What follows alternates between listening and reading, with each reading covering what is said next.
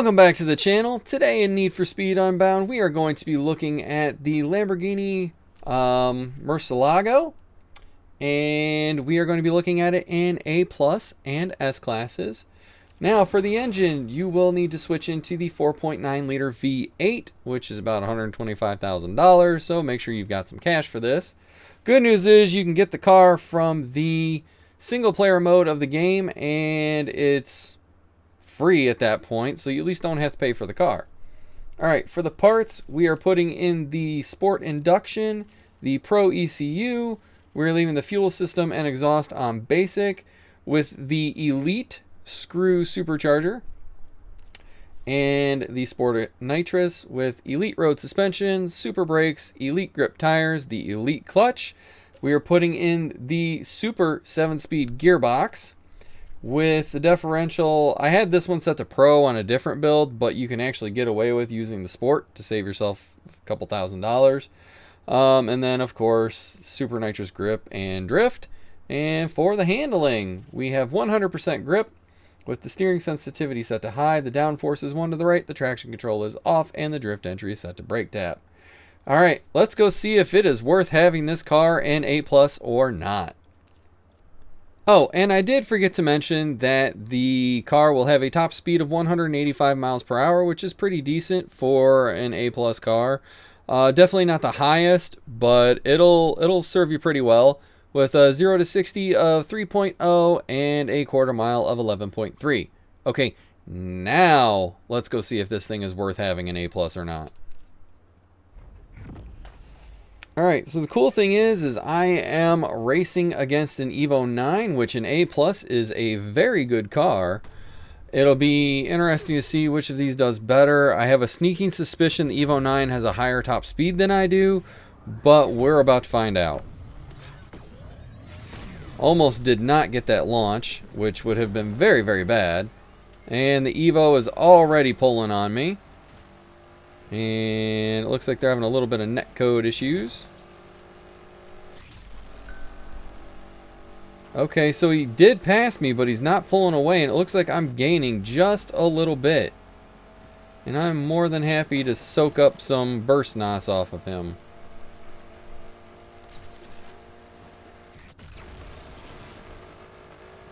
Okay, I am almost topped out in top speed now. So if he is not anywhere near their top speed, then they are going to pass me with some ease. But we will find out.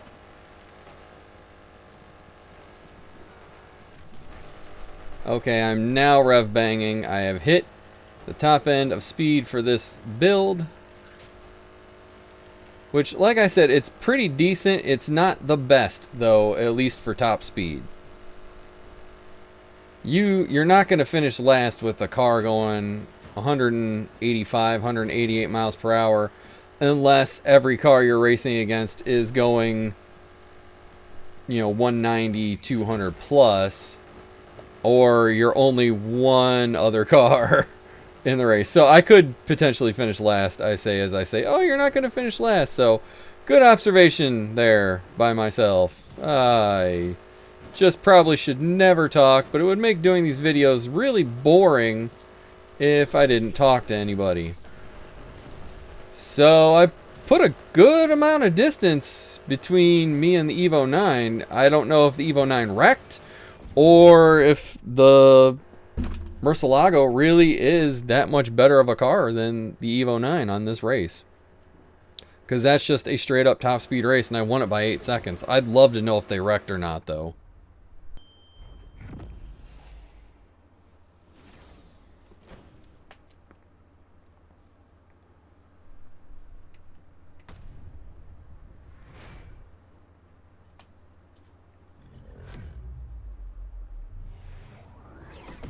Alright, so here we are. Nobody changed out their car, or I should say they did not change out their car. I say nobody like there's more than one of us in this race. Oh, thank you for, trying to force me off the road. I can do that on my own, as I have just evidenced multiple times. I wanted it to drift there. It did not want to drift there. So just keep that in mind. It may not drift in the way you perceive it should. But I wanted this race as well because it has some straights and some pretty decent curves. Hey, it drifted there. I didn't really tell it to drift in that corner. It just kind of did.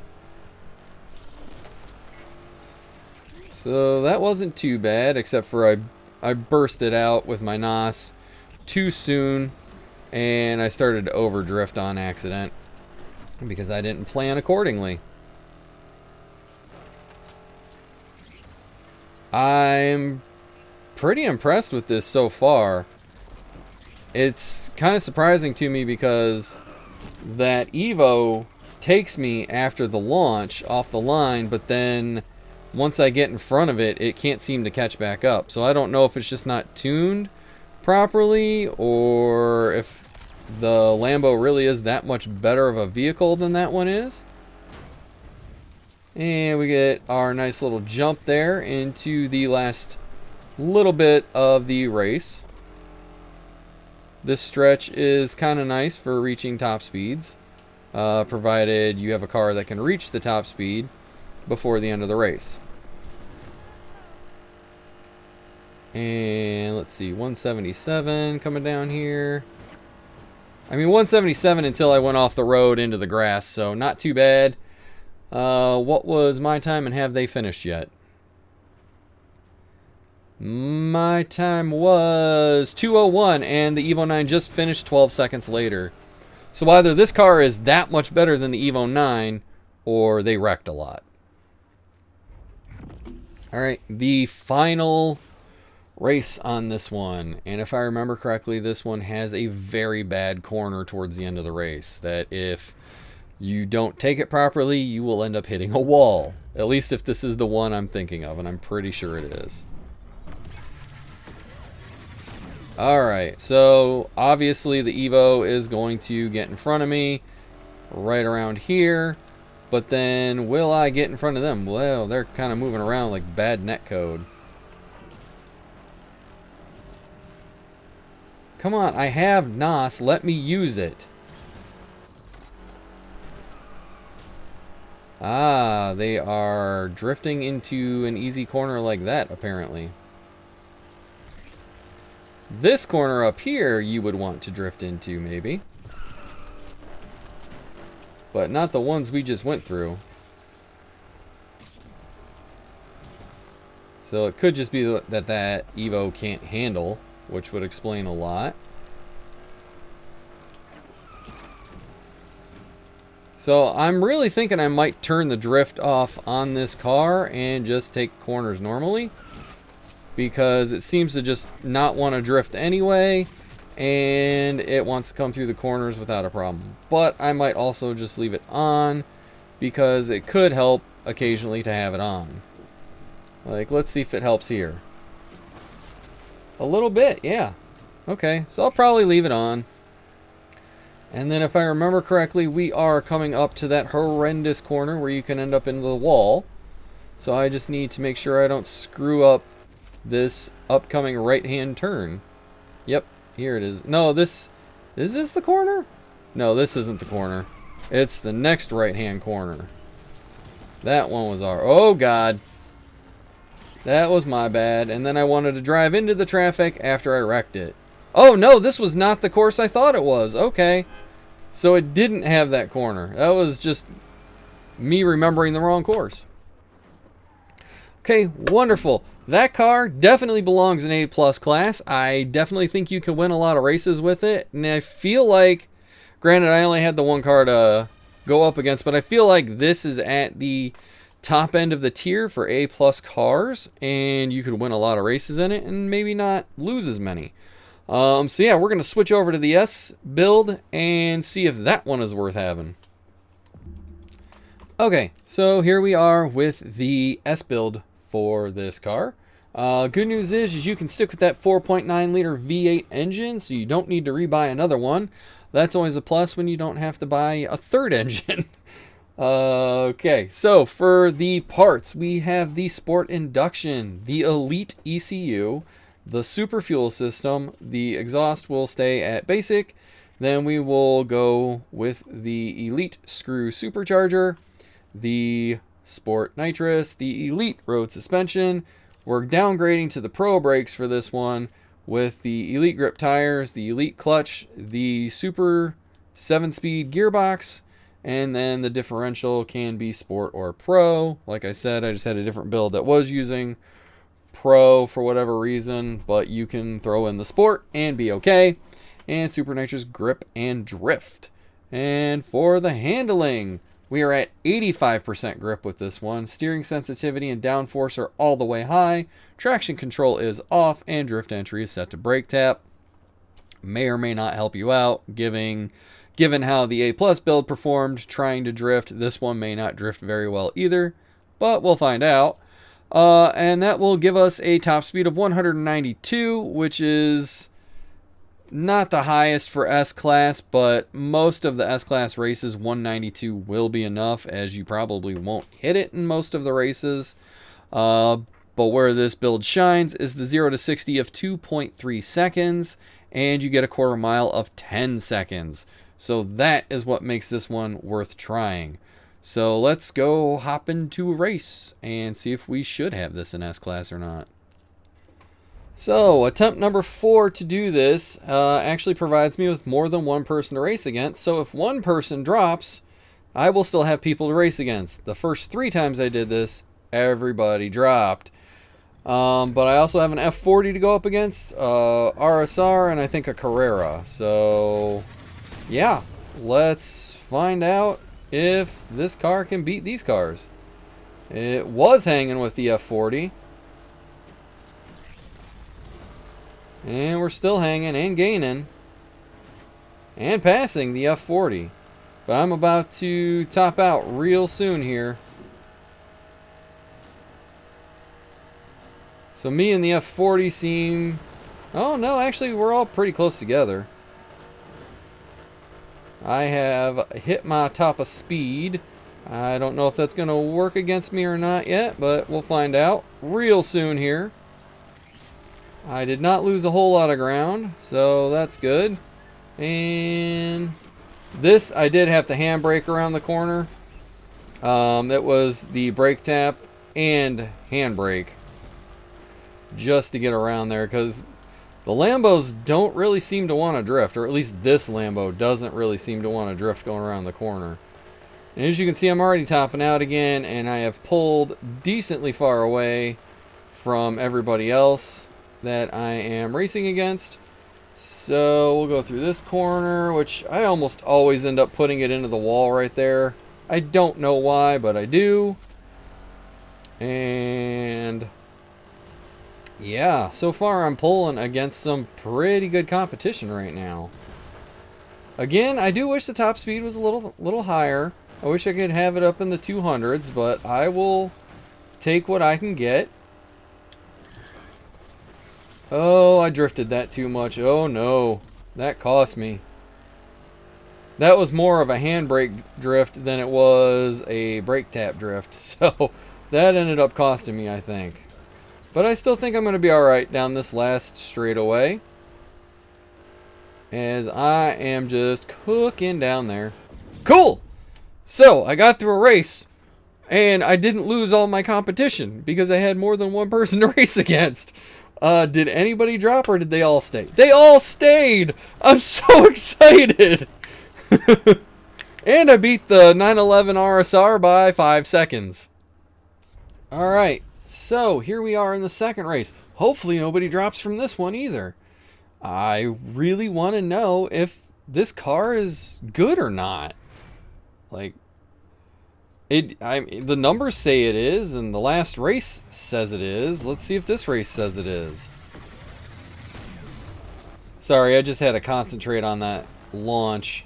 Some of those launches, like this car, the way it launches, it's harder for me to get perfect.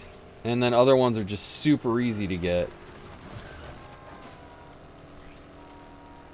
Oh, darn it, I missed out on my boosty. Oh, well.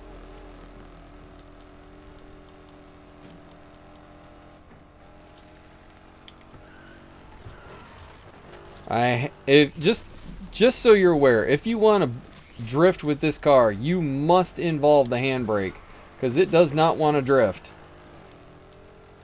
at all.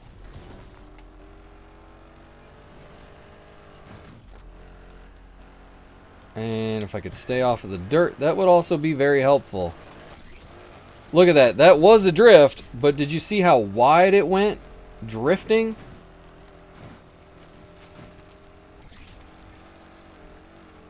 There we go. This RSR is doing a much better job of keeping up on this race than they were in the last one.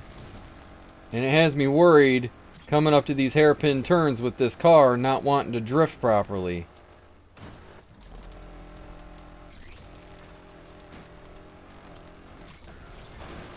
That was an unintentional drift. It just decided to do it on its own. And there. Alright, do not drift this thing going, or not drift. Do not burst nos this thing going around corners, just so you're aware. Come on. Do what I'm telling you to do, not what you're wanting to do.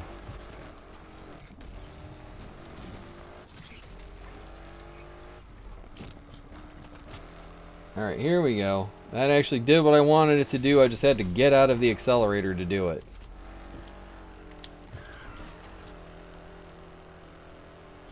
And out of the accelerator again. And okay, there it is. I didn't think it was going to give me the burst nos like it should.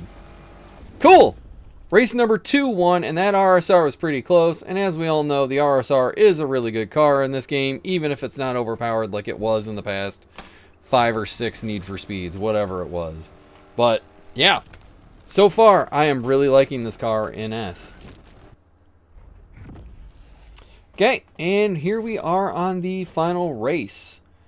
And it starts off with a pretty good straight with a couple of corners. So it'll be interesting to see who's in the lead when we get to the first big curve.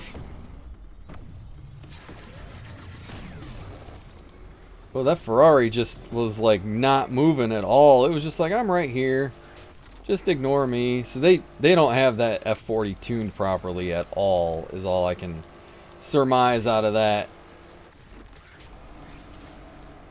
Alright, coming around there, I ended up getting the lead. So I'm happy about that. This is the first curve where I would typically really drift this one, which that wasn't too bad, but again, I had to involve the handbrake to actually do that. So if you do want to drift corners in this car, do not forget the handbrake. Otherwise, you're not going to drift. Alright, here we go here. That was handbrake, drift, and letting off the accelerator, because I knew if I didn't, I would be going way further off course than I would want to go. And that was a nice micro drift. And I need to get out of the dirt. Man, this thing is currently just so far ahead of everybody else. I mean, I know it's only 300 and some yards, but that's actually quite a bit. Because if I wreck, that RSR will catch me fairly quickly. Without a shadow of a doubt in my mind. So hopefully I can get through this part without screwing it up. And I did, yay! So now it just comes not screwing up this last little bit of the race. I mean, this thing really does want to get up to its top speed. I'm telling you that right now. I just wish it does understeer for some reason. Like, sometimes it steers perfectly, and then when you get up into the higher speeds, it greatly understeers, unlike a lot of the other cars. But, yeah, I mean, check this out. 695 over whoever's in second place, and I'm guessing it's the RSR. Let's see what finish times look like. I think it's ridiculous you have to wait 10 seconds. Yeah, I beat the RSR by almost 8 seconds. And that Ferrari F40, that poor mistuned F40 just is probably not going to finish at all. So, final thoughts. This car, with this engine and the way it's tuned, is pretty freaking amazing. I had one race where the RSR was close to me, and that was it. I do wish it cornered the way I want it to corner in hairpin turns a little bit better, but this is definitely towards the top of S-Class. So the A-plus class, it's towards the top, and the S-Class is towards the top. This car is a great car. Buy it, build it. Even if you don't use this build, you find a different build that's maybe better or suits your style better, then great, buy it. It's a great car, especially for one you can get for free going through single player. So that's going to do it for me today. If you haven't already, please subscribe to the channel, leave some comments down below, smash that like button, and I'll catch you in the next one.